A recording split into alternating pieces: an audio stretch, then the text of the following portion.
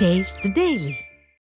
சென்னை திருமுல்லைவாயல் பகுதியில் நண்பர்களிடம் 1,88,00,000 ஏமாற்றிய 2 பேர் பிடிபட்டனர். ரியல் எஸ்டேட் மற்றும் டிராவல்ஸ் நடத்தி வரும் சிவசங்கர் என்பவர் தணிகைவேல் என்பவருடன் நட்பாக பழகி வந்துள்ளார்.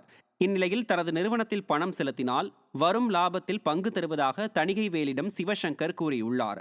இதனை நம்பி தணிகைவேலும் அவரது குடும்பத்தினர் மற்றும் நண்பர்களும் சேர்ந்து சுமார் 2 கோடி ரூபாய்க்கு மேல் பணம் கொடுத்துள்ளனர். ஒரு கட்டத்தில் அந்த பணத்தை திருப்பி கேட்டபோது காசோலையை கொடுத்து ஏமாற்றியதாகவும் அதன் பின்பு நேரில் சென்று பணம் கேட்டபோது அடியாட்களை வைத்து மிரட்டியதாகவும் தணிகைவேல் புகார் அளித்தார்.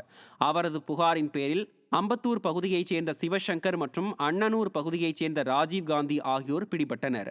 திறனற்ற ஸ்டாலின் ஆட்சியில் குற்ற சம்பவங்கள் தொடர்ந்து அதிகரித்து வருவதாக குற்றம் சாட்டப்படுகிறது. திருப்பத்தூர் மாவட்டம் வாணியம்பாடி அருகே சிறுவன் புகைப்பிடிப்பது போல வீடியோ காட்சிகளை சமூக வலைதளங்களில் பதிவிட்ட இளைஞர் பிடிபட்டார். வாணியம்பாடி அடுத்த 102 ரெட்டியூர் பகுதியைச் சேர்ந்த சிறுவன் ஒருவன் புகைப்பிடிப்பது போல வீடியோ காட்சிகள் சமூக வலைதளங்களில் பரவியது. விசாரணையில் அதே பகுதியைச் சேர்ந்த அத்னான் என்பவர் சமூக வலைதளத்தில் வெளியிட்டது தெரிய வந்ததை அடுத்து அவர் பிடிபட்டார். இதனை சமூக வலைதளங்களில் வெளியிட காரணமாக இருந்த ஆயுதப்படை காவலர்கள் அசாருதீன் மற்றும் திருப்பதி ஆகியோர் தற்காலிக பணியிடை நீக்கம் செய்யப்பட்டுள்ளனர். விடியா ஸ்டாலின் ஆட்சியில் தமிழகத்தில் போதைப் பொருள் பழக்கம் அதிகரித்து வருவதாக குற்றம் சாட்டப்படுகிறது. கோவையில் ரயில் தண்டவாளத்தில் மது போதையில் கற்கள் வைத்த 4 பேர் பிடிபட்டனர்.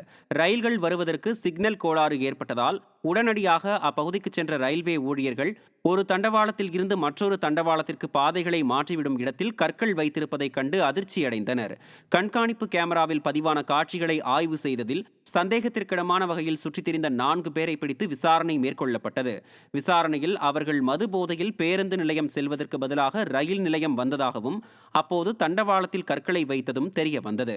விடியா ஸ்டாலின் ஆட்சியில் மதுக்கடைகளை மூடாமல் இருப்பதால் இதுபோன்ற குற்றங்கள் அதிகரித்திருப்பதாக குற்றம் சாட்டப்படுகிறது.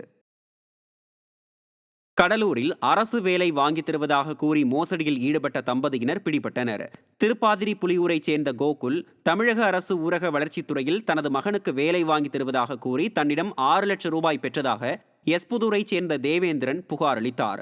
2 ஆண்டுகள் கடந்தும் வேலை வாங்கி தராததுடன் பணத்தை திரும்பி கேட்டதற்கு 1 லட்சம் ரூபாய் மட்டும் கொடுத்ததாகவும் மீதி 5 லட்சம் ரூபாயை கேட்டதற்கு தனது மனைவிக்கு ஆட்சியர் அலுவலகத்தில் அனைவரையும் தெரியும், தங்களை ஒன்றும் செய்ய முடியாது, உன்னால் முடிந்ததை பார்த்துக்கொள் என மிரட்டல் விடுப்பதாகவும் தேவேந்திரன் புகார் அளித்தார். இவர்கள் வேறு சிலரிடமும் லட்சக்கணக்கில் பணம் பெற்று ஏமாற்றியதாக கூறப்படுகிறது.